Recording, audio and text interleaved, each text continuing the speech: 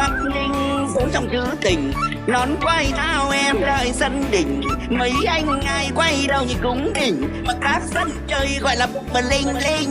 Âm lòng son tăng ngân nga cao quan họ này, chào mừng về miền đất bên nước và con đò, tinh hoa không thể nào mất.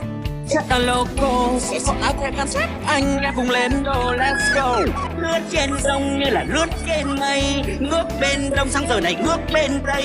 Khiến sau này em đã ước thêm say, mang lời hứa trao duyên như bao hẹn ước đêm nay. Cho đêm trăng rằm hội lim, biết em đâu mà tìm, cho tiếng em đâu thể ngồi im, cầm khăn làm tin. Sáng như đêm trăng rằm hội đêm, biết em đâu mà